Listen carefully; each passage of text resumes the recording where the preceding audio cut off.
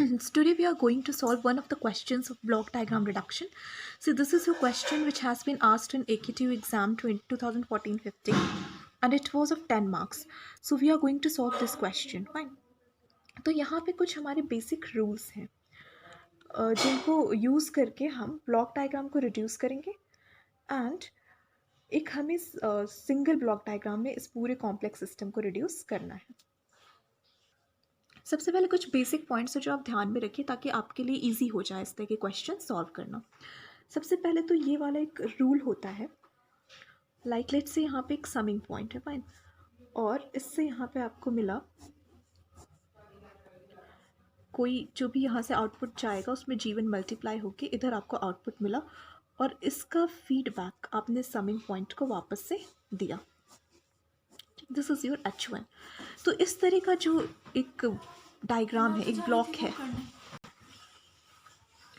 हाँ, so this is the diagram. ठीक है, कि बेसिक सा ब्लॉक है और इसका एक रूल है.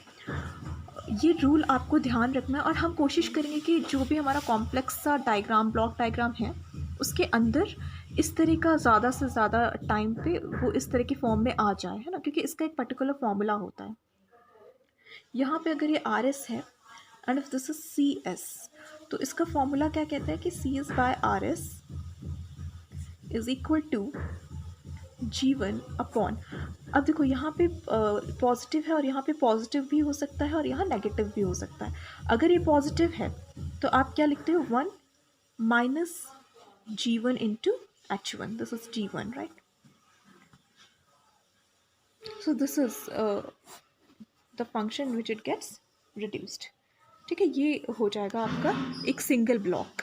तो ये जो पूरा सिस्टम है इसकी जगह पे हम ये लिख सकते हैं. तो अब आपका पता है ये बहुत सिंपल सा डायग्राम बन जाएगा और ये ऐसे हो जाएगा, G1 upon 1 minus G1 H1. ठीक है, ये चीज़ आपको पता होनी चाहिए. ये बहुत बेसिक सी चीज़ है और इसको आप अपने दिमाग में बैठा लीजिए कि जहाँ भी आपको ये फॉर्म दिखे वहाँ पे ये होता है. और वहीं पे अगर ये जो चीज़ है आपकी ये अगर नेगेटिव हो जाए, ठीक है, अगर ये नेगेटिव है मतलब ये डायग्राम कुछ ऐसा बन जाए.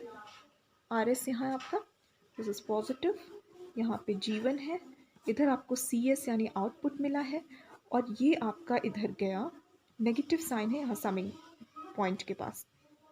जो फीडबैक आ रहा है वो फीडबैक नेगेटिव साइन के साथ मल्टीप्लाई हो रहा है. तो ये जो फॉर्मूला बनता है CS अपॉन RS का, ये बन जाता है G1 upon 1 plus G1 H1 gain into feedback का जो आपका ब्लॉक है. ठीक है, तो ये हो जाता है.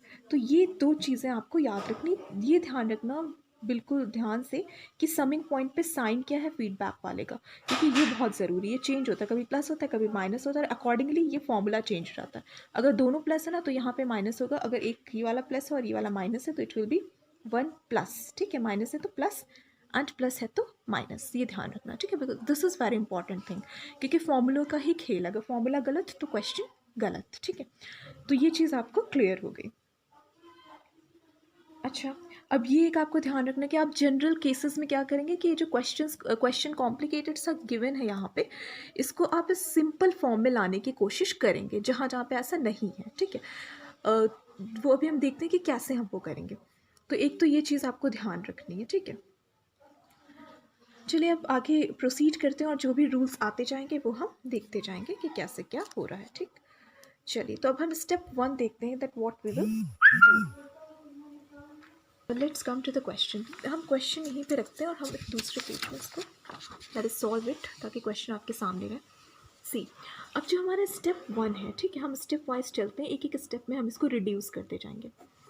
अब सबसे पहले देखिए यहाँ से जाते आपको वही फॉर्म दिख रहा है, सिर्फ एक प्रॉब्लम है. प्रॉब्लम क्या है, ये जो टेक ऑफ पॉइंट है ये आपका यहाँ पे दिख रहा है और इसकी वजह से हम वो इक्वेशन लगा नहीं सकते जो हमने यहाँ पे बना रखी है. ठीक है, देखो ये पॉजिटिव नेगेटिव है तो हमारा कौन सा, ये वाला फॉर्मूला लगेगा. अगर ये टेक ऑफ पॉइंट हम यहाँ से हटा दें, ठीक है, अगर ये वाला जो टेक ऑफ पॉइंट है ये हम हटा देना तो ये हमारा एग्जैक्टली यही बन जाएगा. बहुत फिर सिंपल हो जाएगा, एटलीस्ट एक ब्लॉक हमें मिल जाएगा. ठीक है, तो लेकिन जब हम टेक ऑफ पॉइंट को हटाते हैं तो पहला स्टेप हम क्या कर रहे हैं, हम इस टेक ऑफ पॉइंट को, लेट्स से ये A है, ठीक है, आपने इसकी नंबरिंग कर दी A. तो what we are doing, we are shifting this takeoff point. And after this block G1. Fine. So let us start it. See what will happen. Shift takeoff point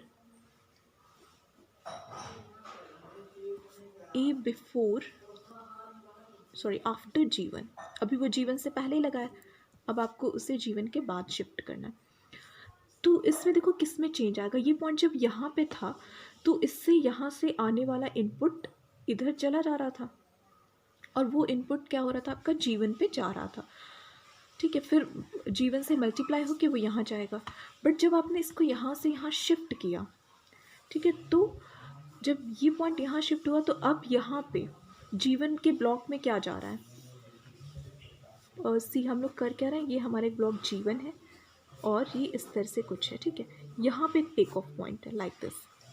तो take off point में अभी G1 multiply नहीं हो रहा.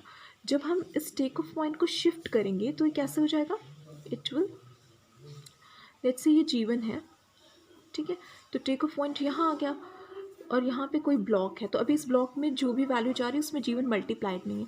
पर इस time पे अब क्या होगा, आपकी इस ब्लॉक में जो वैल्यू जा रही है उसमें G1 मल्टीप्लाई हो चुका है. अब यहाँ से जो इनपुट आ रहा था उसमें G1 मल्टीप्लाई हो गया है और वो वैल्यू अब इसके अंदर जा रही है.